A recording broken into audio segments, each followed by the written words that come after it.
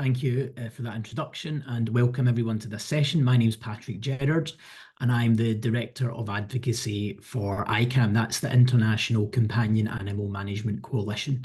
So just a little bit about ICAM. ICAM was established in 2006 and it unites a group of leading organisations to improve companion animal welfare policies and practices worldwide with a focus on free-roaming dogs and cats. Some of our members include the Humane League International, the RSPCA International, the World Small Animal Veterinary Association, World Animal Protection, Four Paws Dogs Trust, International Cat Care, the Global Alliance for Rabies Control, and of course, the wonderful Battersea. So this morning, I'll be exploring how we build a winning advocacy strategy. Now, advocacy at its most basic level is about actively supporting a cause or a group and working to create change.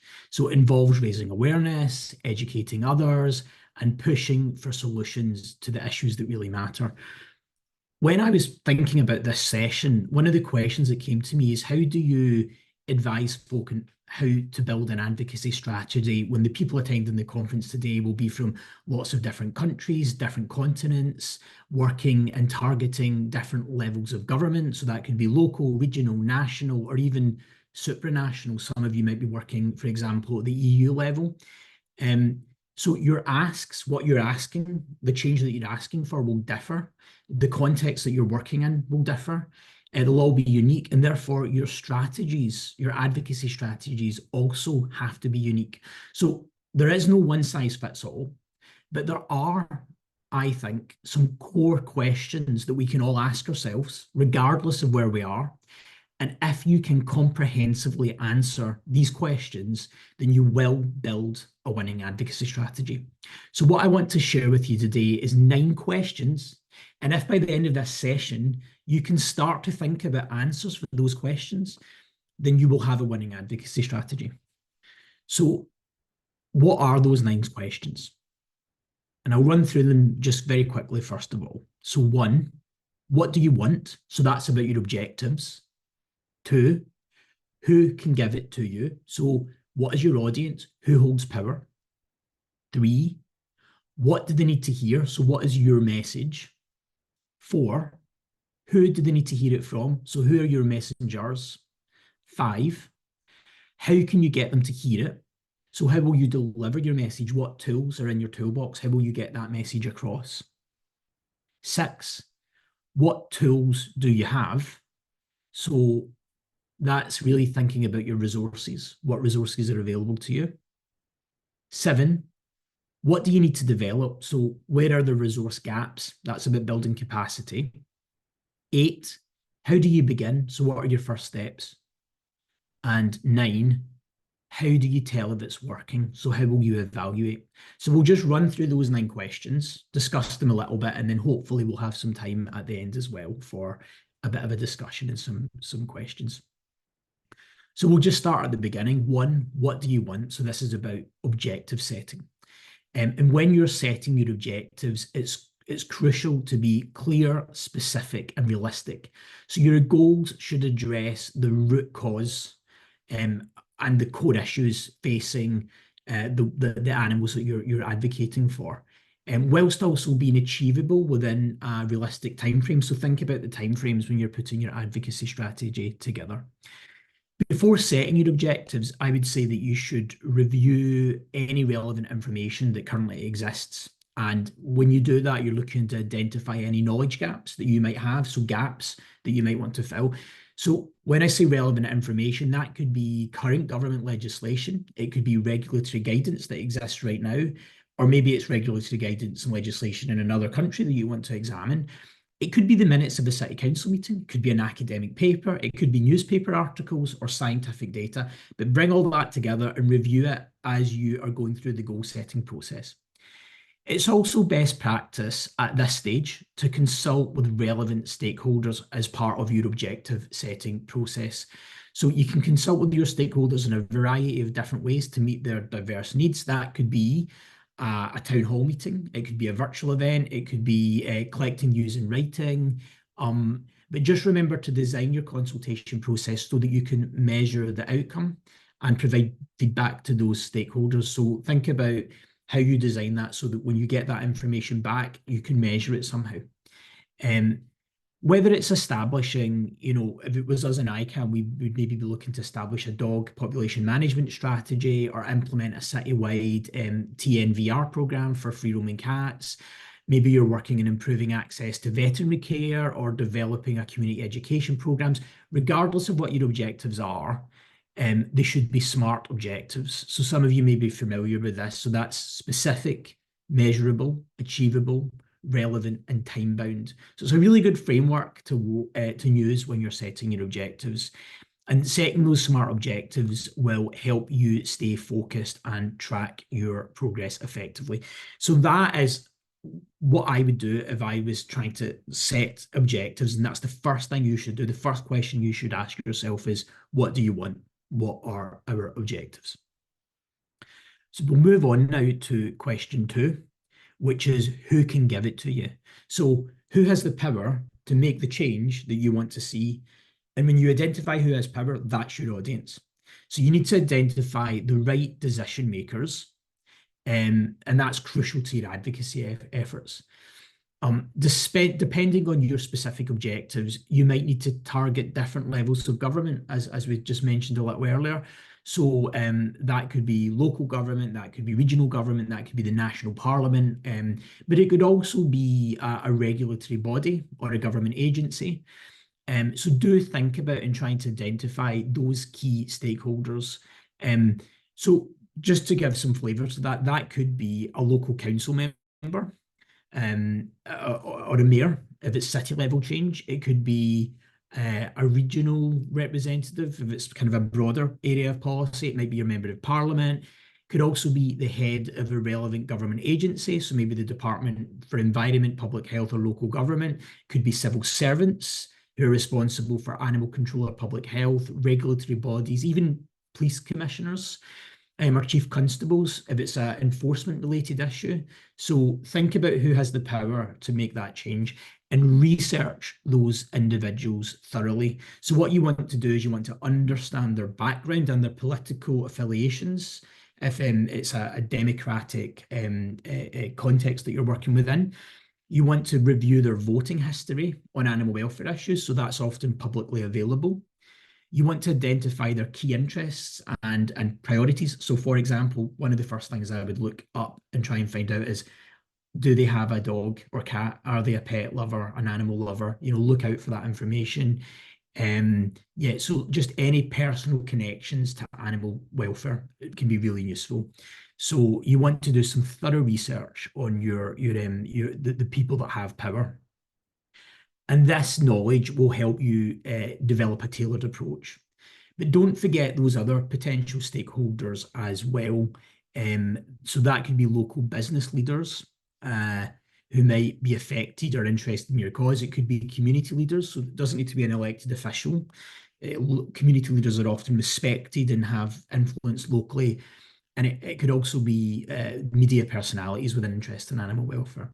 So that's the second question you've got to answer. You've got to think about what your objectives are, but also think about who has power. So that takes us on to our third question. Once you've got your objectives, you know who your audience is. What do they need to hear? So what is your message? And that's about crafting a compelling message. And that's at the heart of your advocacy campaign, the heart of effective advocacy. Your message should be clear, concise, and it should be tailored to resonate with your specific audience. If I was putting a message together, I think there's some key components you want in there to have a strong message. And that would probably start with, of course, the problem. So clearly articulate what the problem is. So that could be health, welfare, or societal issues facing dogs and cats. Use data and specific examples, if you can, to illustrate the scale and impact of the problem. Also, of course, think about the solution. If you bring a problem to the table, bring a solution as well. So present your proposed change or program and explain how it will address the problem effectively and humanely.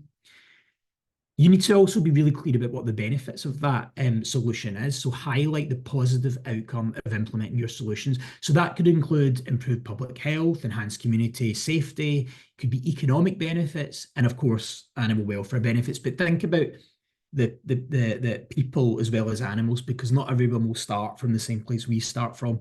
So think about those wider societal benefits too. Also, when you're crafting that message, think about urgency. Explain why action needs to be taken now and what are the consequences of delay. That may be an economic cost. What are the consequences of delay? And be really, really clear about your ask. Clearly state what you want the decision maker to do. I cannot emphasize that enough. I've worked for lots of different parliamentarians at different tiers of government. You will be amazed how many stakeholders get their half-hour slot with a really significant minister, walk into that room and don't ask for something. And it just doesn't work. Be really clear about what you want and have that ask front and center. When you're crafting that message, remember to use both emotional appeal as well as factual evidence. So have the data, but it's okay to appeal to emotion as well and have your case studies. Address the potential counter arguments proactively. Think about what they might say, the kind of buts that you might get from a politician. That may be about cost, but go in there with answers to those in case they come up. Of course, tailor your message to align with the values and priorities of your audience. So based in the UK, if I was going to meet a Conservative shadow minister, my message would be a little different as it might be if I was going to see a Labour minister. So think about the political allegiances and context of your targets and tailor your message accordingly. And last point here, use simple jargon-free language. You know, unless you're speaking to specialists, just make it really simple. And have you heard of the phrase an elevator pitch? So that's just like, imagine you're in an elevator, you've got 30 seconds before you get to your floor. What are you going to say before you walk out that door? Have your elevator pitch ready, because you won't always have, an hour with someone. You may just have 60 seconds as you bump into the event. What's your elevator pitch? If you can't sell your cause in 60 seconds, then it's difficult to expect other people to understand what you stand for. So make sure you use simple language and you've got your elevator pitch ready. So that's about the message, about how you would craft that good message. Fourth question, who do they need to hear it from? So we've just discussed the message. This is about the messenger. So the effectiveness of your message can often depend on who delivers it. And what you want to do is identify influential voices who can lend credibility and weight to your cause. So if I was thinking about potential messengers, that could be a respected veterinarian or animal behaviouralist. It could be a community leader, a celebrity supporter. It could be ICAM's, coalition of animal welfare organisations. It could be an ordinary citizen with a powerful personal story that they can relate to. It could be a public health official. It could be someone from the tourist industry in your local area that wants to speak about the impact that free roaming or stray animals are having in their interaction with tourists. We've spoken about local business owners, teachers, religious leaders, children. Think about who is going to deliver your message effectively. And what I would say is when you're selecting your messenger, and when you're thinking about who's going to deliver that message, make sure that they're well informed about the issues and also the proposed solution. So that's that point I was making earlier. Often people are very articulate about the problem, but they need to understand the solution as well, and they ask. Prepare your messengers thoroughly with key talking points and potential questions. Match the messengers to the specific audience. So again, if I was working with volunteers, it might be that there's someone who has an in with a particular political party or has a family connection, and they might be right for one target, but I may use someone else for another. So match your messengers. It's not a case of one messenger across a campaign. And with that in mind, do consider using a mix of experts for credibility and ordinary citizens for reliability and relatability. That's a really good technique to kind of have a mix of different advocates for your message. So you've crafted your message, but also think about the messenger. They go hand in glove, and you need to have the right person delivering that message. So our next question 5, is how can you get them to hear it? So how will you deliver your message? So if you want to make sure that your message reaches and resonates with your target audience, you need to employ a variety of different strategies and channels. So I would say that you want to take a multi-pronged approach. Often that yields the best results. Sorry, how are we doing for time? Are we okay, Hazel? You've got quite a bit of time. Where are Ah, we now? sorry, Fab, that's okay. Just let me know if you want me to go a bit faster. Um, so yeah, this is about how we deliver that message. So what I'd like to do is just run through some different methods that I think it's worthwhile thinking about. I'm sure lots of these will be familiar with you, but it's just good to go through them because you want to take that multifaceted approach. So, of course, firstly, there is direct engagement. So that's scheduling one-to-one meetings with those power holders, those decision makers. For me, that's the backbone of a good advocacy campaign. Uh, so if I was putting together an advocacy campaign, once I've identified my targets, I want to arrange meetings with them. I want to build that relationship up, and I want them to know who we are. It could also be attending and speaking at a local council meeting or a public meeting. If you have data and you're taking part in consultations locally or nationally, you can be invited to provide testimony, evidence at a legislative hearing or a committee meeting.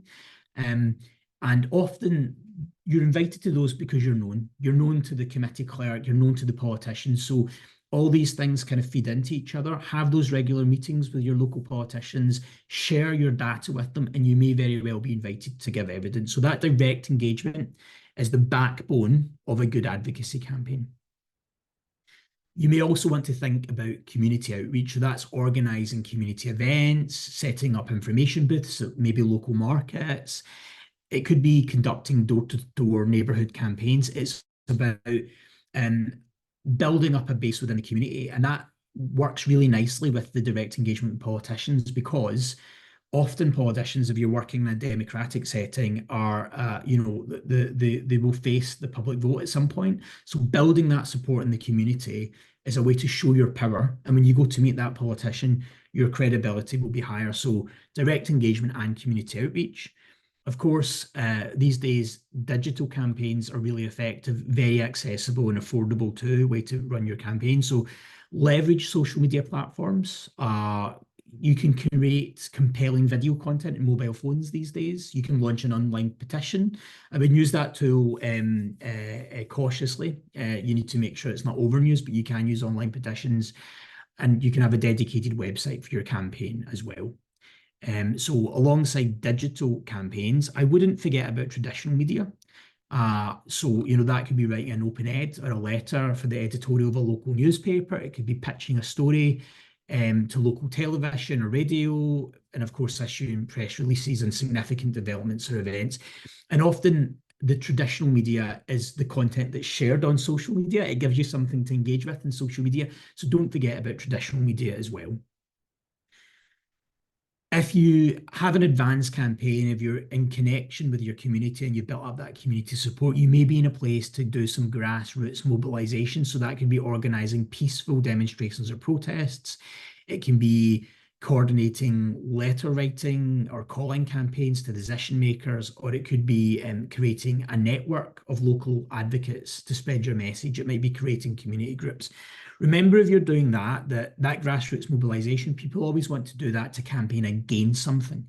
You can use grassroots mobilization to campaign for something as well, to ask for, more investment and more funds. It doesn't just need to be to stop something. So use grassroots mobilization in positive ways as well as to campaign against, it can be both proactive and reactive. When you're putting together these strategies, think about who you're going to collaborate with. Partners are really important. That joined up advocacy effort. It's not just other animal welfare organizations. They are, of course, like great connections and relationships to have, but do think about engaging with local businesses to support and amplify your cause as well. You're part of a community, and remember that. And yes, connect with other animal welfare organizations, but think about common cause with the whole of your community groups, local schools, all of that type of thing, local universities, connect with researchers if they're working in areas that might help you. So collaborate in the widest possible way. When you're using particularly the kind of social media, think about the visual aspects of your campaign. So that could be creating infographics to simplify complex data. It could be before and after photographs and videos to illustrate the impact of your programs. Just remember, as always, to tailor your approach based on your resources, the preference of your target audience, and also your local context. And I would say again that a multifaceted stacking effect is best when you're thinking about how you're going to deliver your message. So it's not about picking one of these, it's about looking through them, figuring out what's right for you and putting together a tailored approach. And as you can see, they complement each other and they work best as a bit of a package. So you know what your message is, you know who holds power, and now this is you thinking about how you're going to get them to hear that message. Our next question, though, is what tools do you have? So you need to ask yourself, what tools are at your disposal? This is about your resources. So before launching your campaign, it really is crucial to take stock of what's available to you, because I have seen before organizations put together an advocacy strategy. It reads fantastically, but the strategy, what's in that strategy and what resources they have, the gap is too huge and they can't implement the strategy. So you need to have a real stock take of what resources you've got, and that will help you plan effectively and identify areas where you might need to seek additional support. So just quickly to help you go through that process, if you're thinking about what resources you have, what tools you've got, I would start with like human resources, your staff and their specific skills, volunteers and their availability. If you're set up as a charity, you'll have a board and their networks. With ICAM, we use pro bono professionals. So we have some PR professionals that support us for free. So you may be able to get some pro bono professional help as well. So think about your human resources. Of course, financial resources. So what are your current funds that are allocated to advocacy? Is there potential for additional fundraising? Is there grants or funding opportunities specifically for advocacy? So think about how you're going to finance your advocacy work. Knowledge and expertise, that is also a tool and a resource, and you should make sure that that's part of your plan. So what are your in-house expertise? Do you have access to scientific research and data? Case studies for successful programs elsewhere? Bring all those together, those knowledge and expertise, that's a resource that you must build into this plan and take ownership of that. We've spoken about this already, but your relationships and your networks with other animal welfare organisations in the wider community and your media contacts, that is a resource, and you should see it in that way. It's a tool that you should use.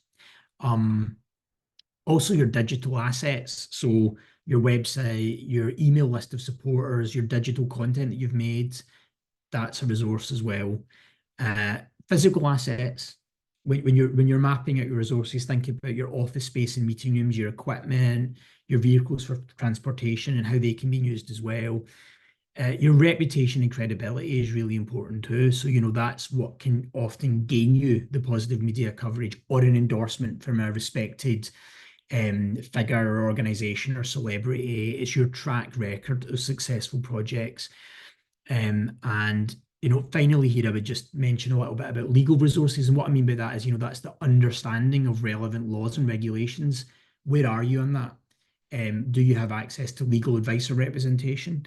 Advocacy can, at kind of high level, become very litigious. You may be tracking laws as they progress through Parliament at various stages. And you need to have the skills to be able to read that legislation and think about where you want amendments or changes. And so do think about your legal resources as well. So make a detailed inventory of the resources that you have and consider how each can be leveraged for your advocacy efforts. And linked to this, we have to also ask them, what do you need to develop? So where are your resource gaps? So after you've accessed your current resources, you need to identify where there's gaps and where you may have to build capacity, acquire new tools, or strengthen your advocacy efforts. And there's some common areas for development. So, you might want to deepen your understanding of local, regional, and national government processes. You might want to enhance your knowledge of successful programs worldwide that you may be able to learn from, or improve your data collection and your skills. advocacy itself, so just those lobbying techniques, being here today, you're developing your advocacy skills. It may be about giving some training to volunteers on public speaking abilities or improving negotiation skills. Media relations, so what are your media relations like? If you've got a gap there, start to fill that, start to develop those relationships. Likewise, with your digital capabilities, you might want to learn how to make compelling video content. That might be something you want to start to think about now. Likewise, you might want to explore new fundraising strategies or how you develop your grant writing skills. If you've not got much volunteers right now and you feel like that's an area of weakness, you might want to develop a robust volunteer recruitment strategy. Yeah, we've kind of went through these relationships and legal skills as well. Think about where their gaps might be, and think about how you're gonna track your advocacy as well. So that measurement and evaluation is really important. So prioritize areas based on their potential impact on your advocacy goals. So you've mapped out what you've got, what resources you have, you've identified your gaps as well. When you're trying to fill those gaps, pick those that you think will have the biggest impact for you. So just a couple of questions left. You now know what your message is, you know who your messenger is, you know what tools you've got, but how do you begin? What are your first steps? So launching your advocacy campaign effectively requires careful planning, and you need to be really strategic about your first steps. If I was thinking about that very early roadmap, what I would say is conduct a power structure analysis. So map out the key decision makers and their relationships and who their allies are, and understand both the formal and informal policy-making process in your jurisdiction. Hold a strategy meeting, so bring people together, all your stakeholders, so that can be staff, board members, key volunteers, review those objectives and try and develop a high-level strategy and timeline as well. You might want to develop an advocacy team, so you might want to assign roles and responsibilities. You might want to just ensure you've got that mix of experience as well.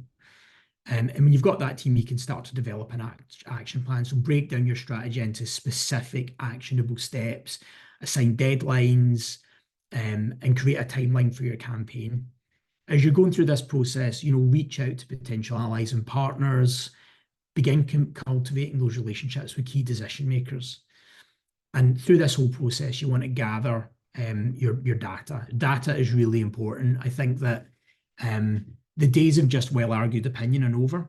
You need to be evidence-led, because that which can be inserted without evidence can be dismissed without evidence. So the evidence part is really important. And that can be both case studies, so stories of change, as well as scientific data as well, but do start to gather that properly. And of course, we've said a little bit about this, but you as part of that early process, you're going to develop your core message and materials. So that could be fact sheets or presentations, but you need those tools available to you. Have some sort of system for tracking your goals, establish methods to monitor your progress. And then if you've taken those steps, think about a soft launch. So start with a few key activities to test your approach and start to gather feedback as you go through that process. And through all of this, you want to just prepare for the long haul. So remember that, advocacy does require a lot of persistence, and you do want to have regular health checks along the way and make those strategic adjustments. So it's that preparation that sets the stage for effective advocacy. So really take the time to lay strong foundations before you fully launch your campaign. And our final question that you want to ask yourself is, how can you tell if it's working? So how do you evaluate? And that's really important. You don't want to be funneling money and resources into a campaign that's not having the impact that you want. So you want to have those timely adjustments. And you want to do this just by having those clear metrics of measurement. You want to track your activity. You want to monitor policy progress. So that might be monitoring a bill through Parliament or a piece of policy locally, and record commitments that politicians have made or statements made by decision makers and hold them to those. If you can, assess public opinion as well, because that's a really good way to sense check if you're making that societal level difference. Measure media impact too, so monitor what news coverage you're getting for your campaign. evaluate your partnerships effectiveness as well. Are they working for you? And gather feedback from allies. Review your resources as well. Are you using your money well? Are you spending it on the right activities? And are you getting your return for your investment? Speak to your stakeholders and gather feedback. And yeah, think about assessing long-term impact too. So this part is really, really important to just make sure that you are learning and adapting as you go through this process. So you're using your findings to refine your approach essentially as you go through this. So advocacy does involve long-term effort. So it's really important to track short-term indicators, but don't lose sight of your ultimate goal, and just make sure you're collecting that data as you go along. So I want to just wish you all well as you put together your advocacy strategies. We've explored 9 questions that I think if you can answer those 9 questions, you'll have an excellent advocacy strategy that will really make a difference to animal welfare in your community. And maybe what's not mentioned here is the most important ingredients in any strategy is your passion and dedication to improving the life of animals. And that can create real lasting change in your community. So as you start to embark on your advocacy journey and you're putting that strategy together, just keep in mind these few last points. Have clear objectives and a well-crafted message. That's your foundation. Know your audience and tailor your approach accordingly. So be really specific. Leverage your resources creatively and strategically. So think about what you've got and use it really well. And partnership is key in this. So build strong partnerships to amplify your voice and make sure you're not doing it all yourself. Spread that work and do it together. Stay persistent because change takes time, but every step forward really does count. And regularly evaluate as you go through that process.